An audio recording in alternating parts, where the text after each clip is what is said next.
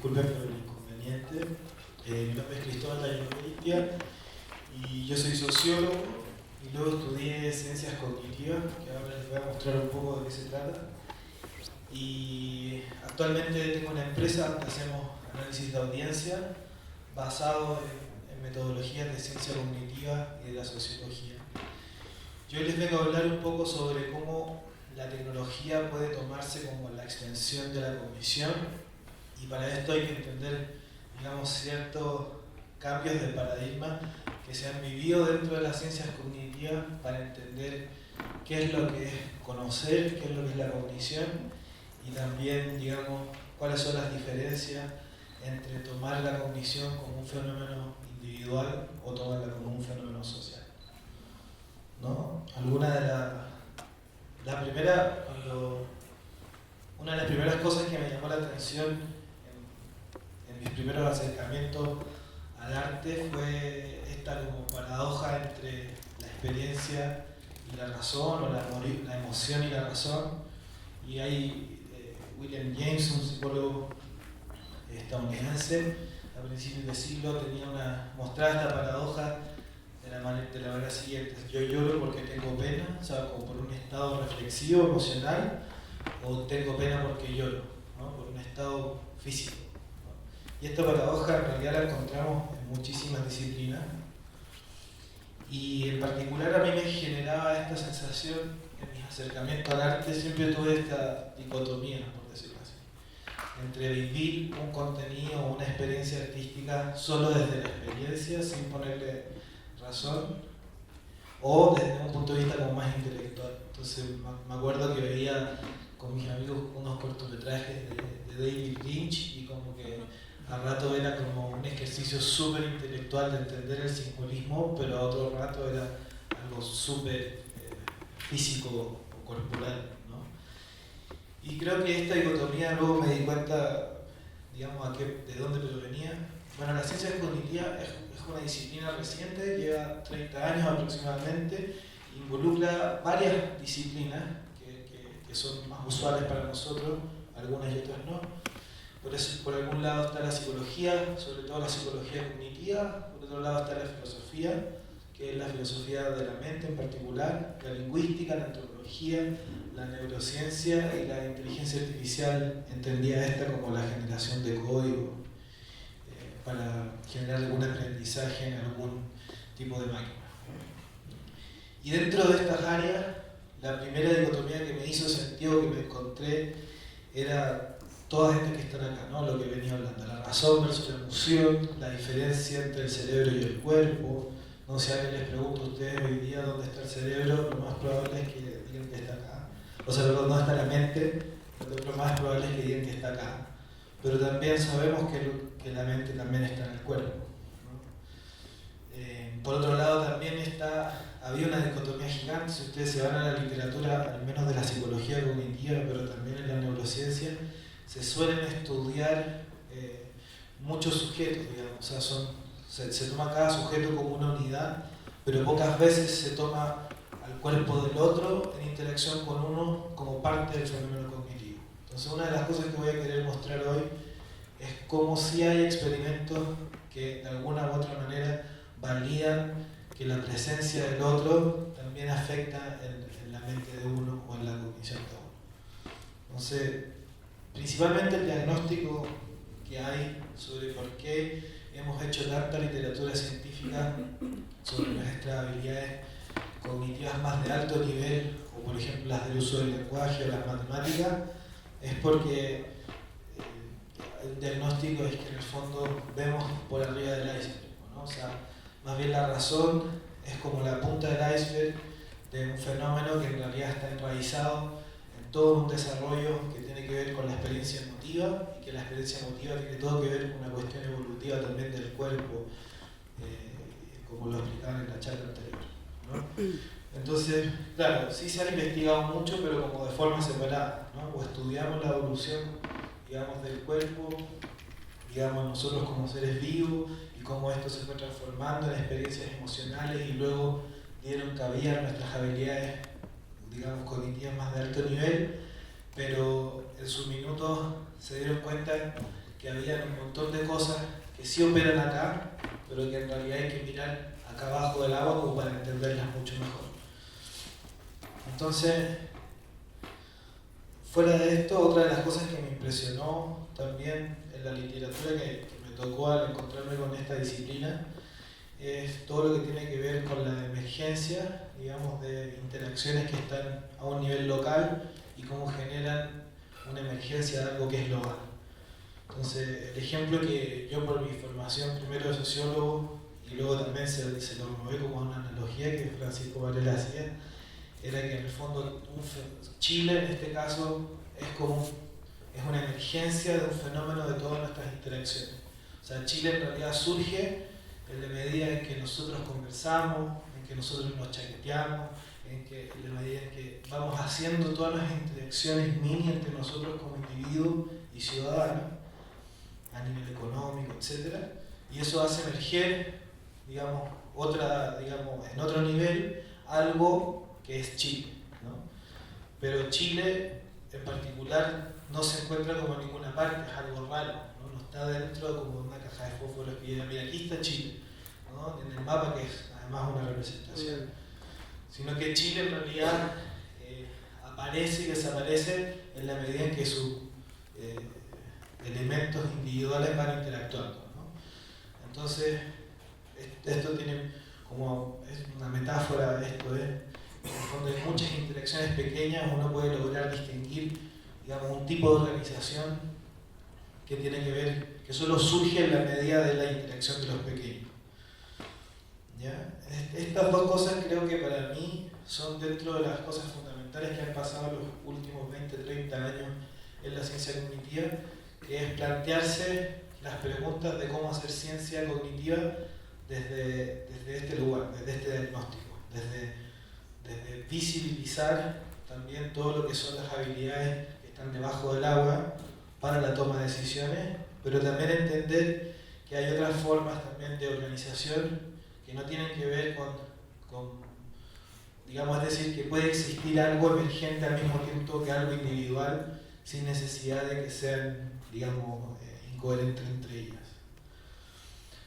Otra cosa de lo que me llamó la atención en la literatura fue, acá hay una frase que dice, bueno, desde Darwin en adelante los investigadores interesados en la emoción han argumentado que la emoción involucra coordinaciones de cambio a nivel experiencial, conductual, fisiológico y con respuestas sistemáticas. Esto quiere decir que en el fondo todas estas dimensiones que tienen que ver con el fenómeno de la emoción se pueden dar de manera sincronizada, ¿no? Acá tenemos un ejemplo se sometió a un grupo de sujetos a experimentar contenidos audiovisuales que le generan una experiencia, digamos, de relajo, de felicidad y otro de tristeza.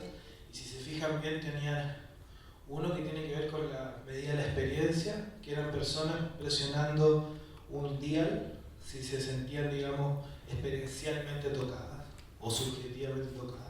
Otras que tenían que ver con el comportamiento, que era el número de veces que se movían en el asiento. Otras que tenían que ver con la fisiología, que era sobre todo la frecuencia cardíaca o la conductancia eléctrica de la piel, ¿no?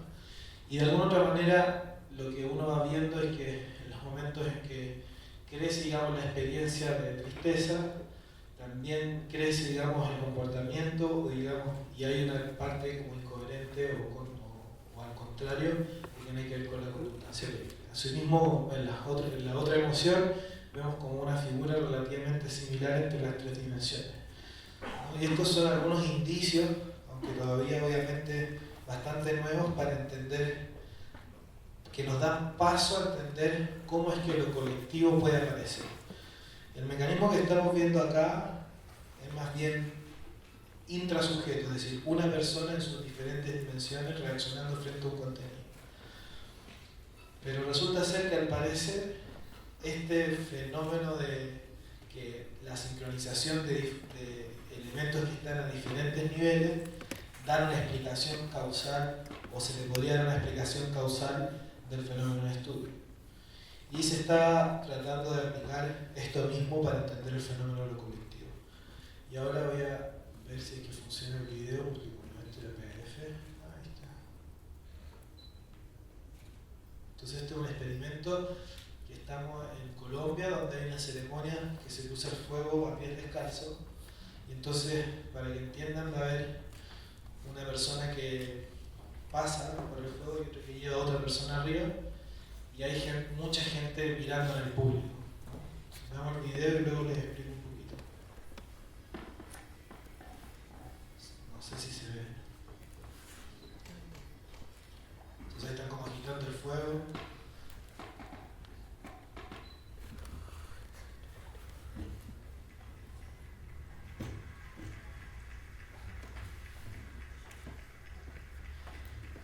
Y esto es importante ver también, que en el fondo hay una relación emocional entre el público y el participante de la ceremonia.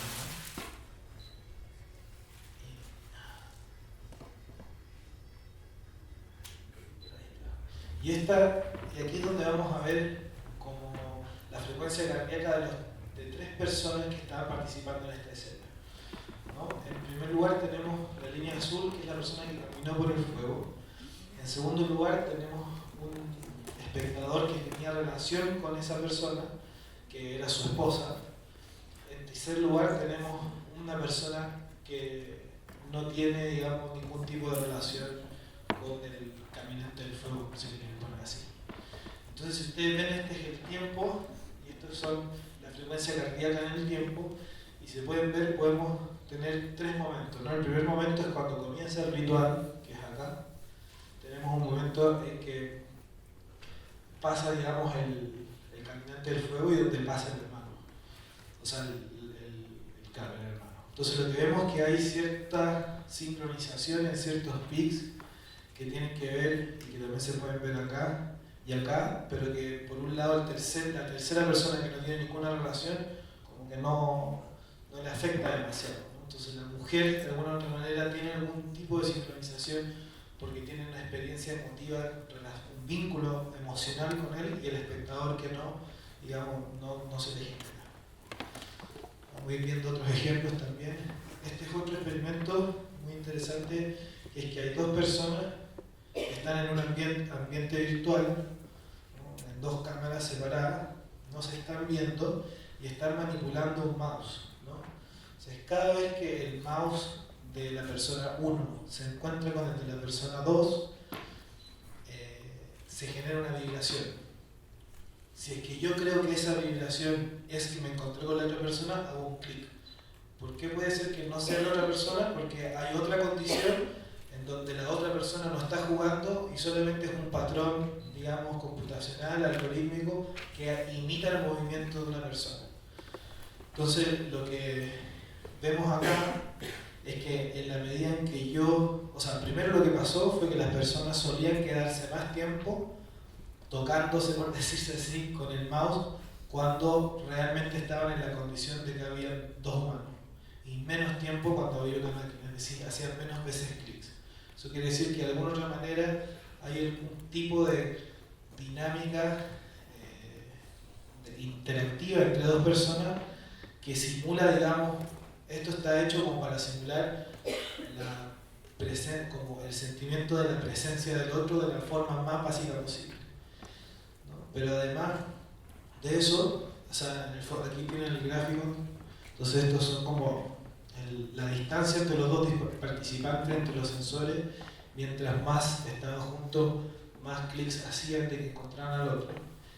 Y son como cosas de todavía bajo nivel, que requieren mucha investigación y que están en desarrollo, pero que nos hablan de características básicas en donde una interacción colectiva pudiese explicar, y una explicación, digamos, una interacción no racional, sino que física, pudiese explicar, por ejemplo, algo como la sensación de que hay un otro. Otro de los ejemplos que les quería mostrar es este artículo, que es muy interesante, que trata de medir varias condiciones. O sea, hay dos personas que están sentadas, una de ellas está conectada a un dispositivo que le genera cierto dolor, con una cierta descarga eléctrica. Entonces, la hipótesis que que tienen estos investigadores y que vienen trabajando hace un tiempo, es que las personas cuando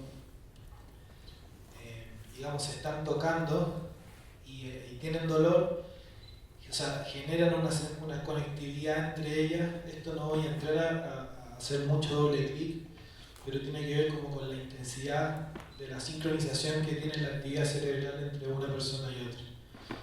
No voy a hacer doble clic porque también, digamos, hay todo un mundo, o sea, hacer matemáticas de esto es totalmente distinto a las otras matemáticas que se utilizan también en neurociencia. Es como jugar, por decirlo así, otro partido de fútbol.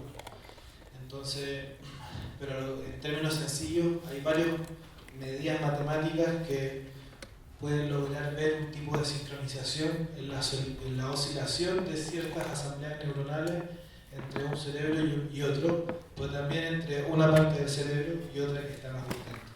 Entonces esto se ha tomado exploratoriamente también como una forma diferente de explicar fenómenos cognitivos, ya que las causales son distintas. O sea, ustedes tienen causales que son como lineales, que una neurona activó, hizo todo este circuito, después se activaron todas esas y qué sé yo, donde uno puede hacer como el tracking, por decirlo así, de principio a fin. Y hay otras maneras de explicación que tienen que ver, porque son de naturaleza matemática distinta, que tienen que ver con que dos asambleas neuronales que tengan una distancia se pueden sincronizar a un nivel muy fino, que pareciera ser extraño, y eso pudiese ser causal de una habilidad cognitiva. En este caso, estamos pensando que la sincronización entre dos personas tiene que ver con el nivel de empatía que puede tener con el otro. Entonces, hay una condición en donde, digamos, las personas cuando se tocan reportan que sienten menos dolor que cuando no se están tocando. Pero además que sienten menos dolor, se encuentra una mayor sincronización entre ellos. Entonces son algunos indicios de eso. Muchos años antes también, ya en 1995, Hutchins tenía una teoría.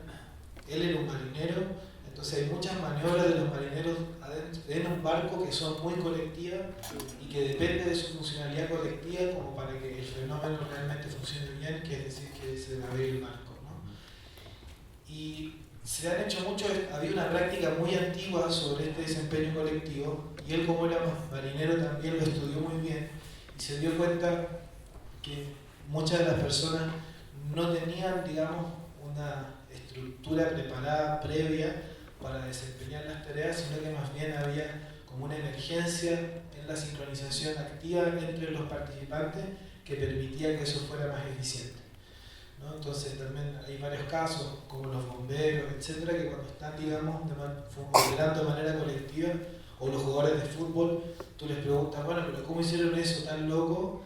Y él dice, no sé, no me acuerdo, yo solamente lo sentí y lo hice, ¿no? Eso es porque en realidad ya hay varias discusiones al respecto, porque obviamente es un tema de discusión, pero se le pueden, desde un punto de vista filosófico, se le puede decir que son habilidades cognitivas pre-reflexivas. Es decir, o sea, yo en este momento tengo toda una conciencia pre-reflexiva que tiene que ver con mi equilibrio, con mi cuerpo, con mi forma de hablar, etc. Pero también tengo una parte reflexiva que es lo que pienso sobre eso, ¿no? O sea, si me llego a poner nervioso o algo por el estilo, ya estoy entrando en algo que tiene que ver con la reflexión, ¿no? Bueno, Hutchins tenía un diagrama como este que me parece súper interesante, que es que en el fondo un momento en la práctica sucede por el desarrollo de las personas que estén involucradas sobre esa práctica, o sea, cuánto conocimiento tienen previo, el desplazamiento, por así decirlo, o la performance de esa actividad en el presente, y cómo es que se va guiando también estas actividades momento a momento. Entonces, en realidad, el momento de una práctica se va ensanchando, digamos, o va siendo más posible, más asequible de forma colectiva en la medida en que estas cosas van creciendo. Bueno, y un ejemplo de la naturaleza son los hormigueros también, que en el fondo aquí lo que quiero tratar de llevar a la reflexión es que muchos individuos chiquititos en un ambiente o una colectividad hacen emerger ciertos fenómenos cognitivos que parecieran ser que superan su propia individualidad. Entonces, un hormiguero en este caso, que no sé si han visto alguna vez un hormiguero, han visto cómo funciona, pero tiene un nivel de complejidad muy alto, donde cada uno de los individuos tiene también mucha participación. Entonces el hormiguero en sí mismo es inteligente en el sentido en que de forma colectiva puede presentir un peligro a larga distancia, ¿no? Y transmitir muy rápidamente esa información basada en la conexión de todos estos agentes individuales. Entonces, si uno mirara desde lejos, el hormiguero pareciera ser que es inteligente como en sí mismo, aparte de la inteligencia particular que tienen las hormigas, que por de pronto además tienen cerebro y otro tipo de cosas. ¿Qué otras cosas son interesantes de lo que aquí yo ya quisiera como abordar lo que entonces podríamos llamar como una cognición social? Pero la cognición social no solamente es, digamos, bottom-up, es decir, desde los individuos hacia la colectividad, sino que también es top-down, es decir, desde la colectividad hacia el individuo, ¿no? Y esto es como lo que usualmente llamamos como el constreñimiento de la cultura. Pero es interesante darle una vuelta también desde el lado de la psicología. Este es un test muy interesante que pueden hacer. Se llama Implicit Hard, bueno, ahí no sé si se alcanza a ver, pero se llama Implicit Association Test, así que lo pueden buscar y hacerlo. Y en términos sencillos lo que hacen es que te presentan un conjunto de baterías de personas de color y personas blancas, y luego te tratan de enseñar a asociar la persona blanca a palabras positivas, la persona de color a palabras negativas, y luego viceversa.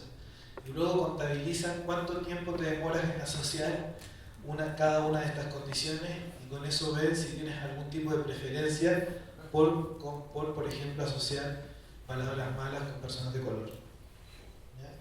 Entonces funciona más o menos así, ¿no? Son 7 partes porque y se cambian los órdenes también, entonces uno tiene que aprender, o sea, uno tiene que jugar a todas las versiones, ¿no? En este caso estamos viendo justo la condición, como que se hace hipótesis de que es más grande la población, que tiene que ver con asociar palabras malas con raza africana-americana y palabras buenas con raza europea-americana. Bueno, los resultados son impresionantes porque casi toda la población tiene un sesgo respecto a esto. Incluso, bueno, yo tuve la suerte de conocer a uno de los autores de este paper en París. Entonces una vez voy y le pregunté, bueno, yo obviamente salí rápidamente súper cejado, jugué como 100 veces y nunca salí de aquí, jugar a todo lo que pudiera. O sea, eso quiere decir que está muy arraigado. Entonces, pero a mí me parecía sospechoso, entonces un día fui y le pregunté como realmente si eso era cierto o no. Y le pregunté, no sé, ¿qué hiciste con monjes budistas? Como pensando en gente que podría tener como un dominio más de su habilidad cognitiva, que por lo cual también está demostrado y es cierto. Y me dijo, no, o sea, la única persona que no lo hizo fue como un lama que llevaba como 45 años meditando y no veía a nadie hace como 60. Y el resto de las otras personas con 20, 30 años de meditación tienen millones de estudios, o sea, esto es para regodearse en cifras, o sea, aparte que las muestras son gigantes, estamos hablando, acá son 3.314.000 personas, es muchísima gente, digamos, a un estudio en psicología cognitiva es mucha gente, usualmente así, algo que está bien está 100, 150 está como bien, y esto ya es una muestra muy grande. Es probable que al menos una población o un segmento de la población se distribuya de esta manera, ¿no? Bueno, ahí está mi resultado. Lo hice anoche, de nuevo, para ver si que había crecido algo, y igual salí aquí. Bueno, bajo el contexto de en nuestro laboratorio hemos intentado de llevar esta perspectiva a una metodología de recolección de información. Entonces, por un lado, nosotros trabajamos con lo que se llama, desde esta perspectiva, los datos en primera persona, que es sobre lo que la gente dice sobre lo que le pasa frente a un contenido. Y al mismo tiempo medimos su frecuencia cardíaca y su conductancia eléctrica de la piel, y con otros sensores también, que representan lo que son los datos en tercera persona, es decir, todo lo que ocupamos el mismo instrumento para medir, independiente de que todos seamos distintos. O sea, hoy en día ustedes acá todos están teniendo una experiencia diferente en este momento, digamos cualitativa, pero en términos, si yo quisiera medirle la frecuencia cardíaca, tengo que ocupar el mismo sensor para todos ustedes, a pesar de que su frecuencia sea distinta. Pero en el caso de la experiencia, yo les tengo que preguntar. Entonces, el método, o por decir así, la medida, no es exactamente igual. Bueno, ¿cuál era nuestra idea de hacer esto? Esto surgió un proyecto sobre sincronización, o sea, sobre sincronicidad en improvisación musical. Y la hipótesis que había era, si es que yo, digamos, con el pedal tenía que presionar, o sea, voy a contar una experiencia porque creo que es más fácil de entender. Entonces yo hice una improvisación de música con otra persona, entonces después yo quería saber en qué momento de la improvisación, a posteriori, a él le pareció que se sentía más conectado conmigo y yo más conectado con él. La hipótesis que se quería comprobar, también hay cierta literatura que lo sugiere, es que en el momento en que yo me sintiera más conectado con él, podríamos encontrar algún tipo de sincronización fisiológica entre ambos, ¿no? Ya que había cierta evidencia de que la empatía podía llevar a algún tipo de sincronización intercerebral o digamos, del sistema nervioso autónomo, quisimos empaquetar esta metodología y empezar a trabajar en ella. Entonces, vimos dos cosas. La primera tiene que ver con algo más de la cognición social en forma cultural. Y es que, bueno, esta es la estructura clásica de un guión, un incidente inicial, un conflicto y una resolución. Entonces, luego tomamos analizar 3 contenidos con el pedal. Las personas tenían que presionar de 0 a 100 si les gusta o no les gusta lo que estaban viendo momento a momento. Y testeamos un video de Pixar, el cortometraje Un oso, que claramente los contenidos tienen una estructura de guión fuera, aparte de lo clásico, pero que en el fondo tuvieron un impacto, y un contenido como X, de un resumen de un festival cultural que no tenía ningún tipo de construcción de guión. ¿Cuál fue lo que nos encontramos? Entonces, estos son los promedios del pedal de toda la población, que en este caso son alrededor de 45 personas, y vemos que se parece mucho a esta estructura, ¿no? Eso quiere decir que las personas, de alguna u otra manera, están reaccionando colectivamente en sus promedios, parecido a lo que era la estructura del guión. Y esto nos dice que en el fondo, no, o sea, sugiere, porque no hay que interpretarlo un poco, sugiere que en el fondo de alguna u otra manera nosotros estamos esperando también vivir los contenidos desde una cierta estructura, ¿no? Aquí de nuevo también con el oso, este era el oso y este era Pixar, y se volvió a repetir lo mismo. Y cuando vemos el contenido que no tenía ningún tipo de estructura de guión, tampoco se puede ver, ¿no? O sea, ¿dónde es el huevo y la gallina? Como la cultura o el contenido, digamos en este caso que es la cultura o la persona, digamos una pregunta abierta que igual ahora justo quería tematizar. Y después empezamos a ver si es que había algún tipo de correlación entre la frecuencia cardíaca de la gente que vio el contenido junto y la gente que lo vio separado. Como entraban en pareja, teníamos, digamos, el agregado de todas las parejas y el agregado de todas las disparejas, por decirlo así. Y encontramos tendencias, pero súper bajas, digamos, estadísticamente no eran tan significativas, por lo tanto, como que solo lo tomamos como una sugerencia. Encontramos algunas otras cosas un poco más obvias, que no las dejé acá, pero que es que en los pedales había mucha más correlación, digamos, es decir, era mucho más fácil encontrar alguna correlación entre la gente que vio el contenido junta respecto a la respuesta subjetiva que respecto, digamos, a su fisiología, lo cual es como coherente, digamos, que era lo que se esperaba, pero igual es interesante muchas veces en ciencia encontrar las cosas que uno se espera o que son aparentemente obvias. Entonces, esto yo lo comparo un poco a esta otro ejemplo, que es que en el fondo de alguna otra manera nosotros tenemos ciertos sesgos frente a los estímulos que están socialmente construidos, ¿no? En un caso tiene que ver con la construcción social sobre la discriminación, pero en otro caso tiene que ver con la construcción social sobre cómo se tiene que disfrutar un contenido.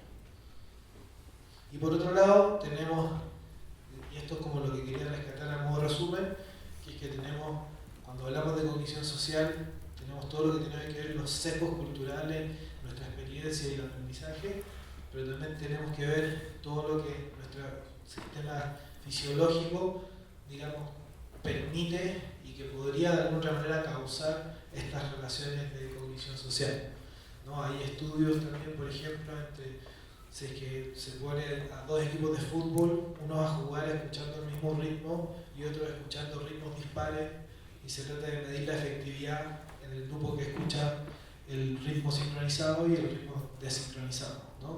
Teniendo la hipótesis, de nuevo, que es una hipótesis, sobre que la sincronización colectiva permite, digamos, aumentar las habilidades que son distribuidas, ¿no?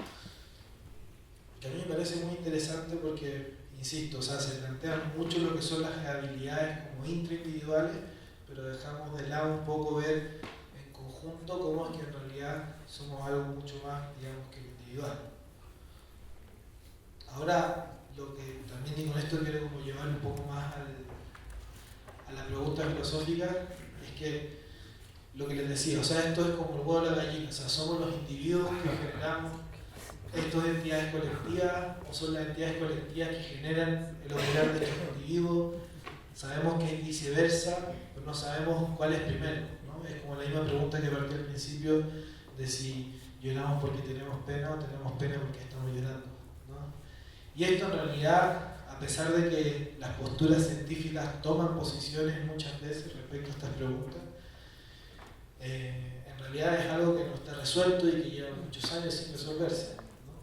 Y quería poner un ejemplo mucho más como fenomenológico o más de la experiencia, como para entender, y que tiene que ver con este paper de Andy Jagger, que dice qué es lo que me hace querer un queso. Entonces ella relata una cena que tenía con su novio y otra persona más, y que en el fondo ella va y corta un pedazo de queso, lo levanta y ve que su novio la está mirando.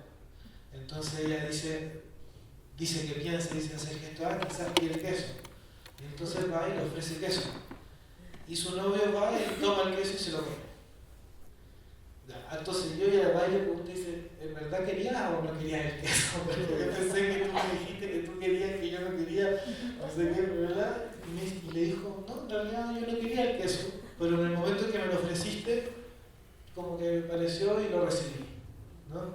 Entonces esto es como una demostración muy experiencial de cómo segundo a segundo vamos cambiando si el huevo o la gallina, ¿no? O sea, fue mi intención que yo pensé, pero luego el gesto físico fue el que hizo que él cambiara, pero luego yo sí, ¿no? Entonces en realidad como que en nuestra vía, digamos, de relacionamiento, de aprendizaje, en nuestra vía también como de conciencia, estamos constantemente en ambos mundos, como a cada segundo estamos en esa disyuntiva, por decirlo así. Entonces, de alguna otra manera, esta paradoja no es constitutiva en sí misma, por decirlo así, sino más bien representa una dinámica, ¿no? Y la dinámica es la explicación del fenómeno desde ese punto de vista. Entonces, desde ese punto de vista, ¿qué hacemos? ¿Qué reflexionamos de nuestra interacción con la tecnología? Es decir, si tomamos en consideración estos hechos, digamos, o sea, estos tipos de hipótesis o sugerencias, es que no hay nada raro en decir que un conjunto de interacciones de información como Internet o un conjunto de relaciones de un ser humano con un robot no puedan permitir que emerjan habilidades colectivas, ¿no? O sea, en términos categoriales no tienen ninguna imposibilidad, pero lo que sí lo hace distinto es que nosotros solemos pensar que la naturaleza de la mente de una máquina o un conjunto de interacciones de información como Internet va a ser una mente como la nuestra, ¿no? Y en realidad eso es como el error que activamente se cometía mucho para no darles como la categoría de seres pensantes a los animales, o al menos a los mamíferos, que es bastante evidente que sí tienen habilidades cognitivas muy interesantes, y para qué decir de emociones y otro tipo de cosas, juegos, etc. Al menos los primates y la mayoría de los mamíferos, es que en el fondo la mente que aparece en una interacción de un humano con una máquina o de la información entre sí misma no son la misma mente que nosotros. Así como la mente de un perro no es la misma mente que tengo yo, pero eso no significa que no sea una mente o que no tenga conciencia. Y en ese punto de vista igual se puede relativizar y ahí uno puede llegar a decir si una bacteria es consciente o no. Quizás un poco mucho también, pero no se sabe muy bien si uno le echa una pintura, digamos, de color, otro color, en qué minuto se transforma en el otro color. ¿No? O sea, es una pregunta que es difícil de responder, pero que deja muchas preguntas. Y entonces, entendiendo que es posible que se genere una habilidad cognitiva que sea colectiva en nuestra interacción con la tecnología, me pregunto yo qué es lo que va a pasar o qué es lo que sucede en un mundo que cada vez más nuestras decisiones van a estar mediadas por la información. O sea, de partida ya casi la mayoría, muchísima gente maneja en el auto con Waze y en realidad ya ni se guarda la dirección de la persona que quiere ir a ver, porque en realidad ya, o sea, solamente pone la dirección y llega. Entonces, eso desde el punto de vista de la que se llama cognición extendida, es que yo estoy descargando una habilidad cognitiva que activamente la tenía intrasujeto en un elemento. ¿No? Entonces, hoy en día yo ya no recuerdo los números de teléfono, ya no me recuerdo las calles, aunque haya ido 1000 veces, porque en el fondo lo que estoy haciendo es descargar esa habilidad cognitiva que tenía antes acá en el celular. Y ahora que el celular además me responde y me sugiere un camino, o el refrigerador inteligente me va a sugerir qué comprar, o después de comprar 10 veces en estas aplicaciones que te traen la comida, va a predecir y va a saber qué es lo que quieres hacer. Lo más probable es que, o sea, el hecho uno es que estamos aumentando nuestra interacción con la inteligencia artificial o con las máquinas. Entonces la pregunta que me hago es, ¿cuál es el estado mental colectivo que vamos a generar teniendo más interacción con las máquinas? Y no estoy poniendo un juicio de valor, sino que solamente estoy como tematizando de que en la medida que tenemos más interacción con las máquinas, estamos generando un estado mental para nosotros y para ellas también distinto, ¿no? Y eso es que se lo tiene que preguntar, y probablemente lo más como quizás a la mano, va a ser una metáfora, tiene que ver con lo que sucede en la realidad, ¿no? O sea, muchos ejemplos de cómo la realidad virtual está cambiando la manera de relacionarnos, está cambiando los estados mentales que podemos llegar. De alguna otra manera, la realidad virtual, digamos, supongamos, por ejemplo, ya solamente en el cine. O sea, el cine en realidad virtual quiebra totalmente toda la estructura de una película clásica, ¿no? O de cualquier tipo de obra que esté enmarcada, digamos, en ese formato del cine. Porque ya solo el hecho de que se pueda interactuar, en que uno pueda mover a un lado, el otro pueda mover al otro, quiebra esta estructura de guión que veíamos antes, la va a quebrar. Entonces, increíble, o sea, esto para mí es un ejemplo de cómo la relación con la tecnología y la relación con las máquinas va cambiando nuestra manera de experimentar el mundo y nuestras formas de tener estados mentales. O sea, uno mismo dice, qué sé yo, cuando está, por ejemplo, en un estado como de enamoramiento o lo que sea, uno dice, vivo una teleserie, ¿no? Como que se asimila a las estructuras también que tiene de las narrativas que ha escuchado, ¿no? O también, qué sé yo, el ejemplo típico como de la crítica al machismo que tiene que ver con la construcción de la princesa, etc. Las narrativas que nos entregaron son las que construyen este mundo de alguna manera. Entonces, ¿cuál es el mundo que vamos a construir con esto, ¿no? Con esta realidad? Bueno, y por eso nosotros también como que decidimos ir a hacer mediciones en realidad virtual como para entender cómo es que va a cambiar esta estructura, ¿no? Como y compararla, también tener una medida de comparación con los contenidos que van a estar, digamos, en 2D, por así decirlo. Y bueno, ahí estamos en Nueva Zelanda en un proyecto que estamos simulando. Este es un contenido educacional maorí. Entonces la idea es ver en qué momento existe el engagement de la persona con el contenido, como para informar a los diseñadores de que tienen que cambiar ciertas cosas para que el contenido tenga mayor impacto, ¿no? Y acá estamos simulando un contenido educacional donde se simula una estancia en una ambulancia, que es para estudiantes de paramedicina, como para afrontar estrés, y estamos midiendo eso también. Entonces, esos fueron como, o sea, desde mi punto de vista, si queremos como entender hacia dónde el mundo va a ir en la relación humano-máquina, al menos un aspecto fundamental es lo de la realidad virtual. Y de hecho, si no han visto esta película, está bueno que la vean. Se llama Ready Player One. Es como no les voy a contar, al final muere. No, es una película así como para contar un poco como la trama.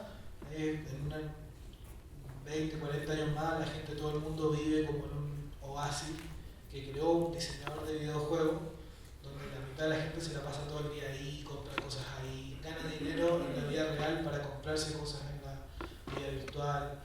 Que ya tenemos ejemplo de eso, ¿no? Lo que pasó con Second Life y eso, pero en esto está como súper exagerado, en que lo gastan todo el día en la realidad virtual.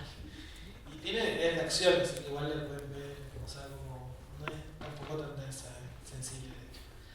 Pero lo que a mí me genera esto, o sea, lo que me generó la reflexión de esta película es que, o sea, todo cambiaba, o sea, ya ni siquiera había un clímax, porque eran tantas las cosas que podías experimentar de forma corporal tan rápido con el contenido, que ya no es necesario construir tu historia para llevarte al clímax. Te ponen en un auto, te dan vuelta y te salen, y ya, no se acabó, no hay clímax. Entonces eso está interesante porque en realidad también la experiencia del día que vamos a tener va a estar relacionada con estos cambios.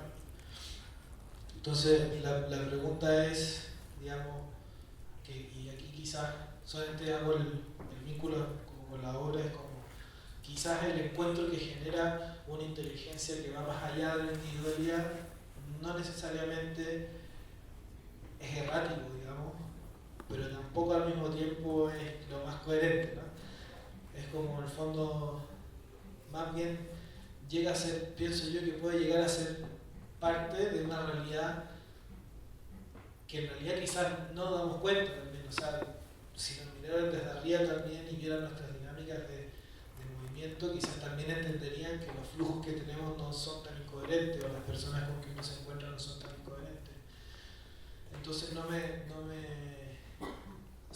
me haría ningún ruido que en el fondo existiera una habilidad cognitiva distinta a la que nosotros tenemos como seres humanos, pero que de alguna manera opera en un nivel del cual no somos conscientes, ¿no? Y que también es parte del fenómeno causal de las cosas que experimentamos, ¿no? Y que como tiene posibilidades de demostración, se ha tomado muy poco en cuenta, pero lo que les presenté hoy en día sobre los estudios científicos que hay al respecto son quizás un primer vistazo de lo que podría ser una explicación de ese fenómeno.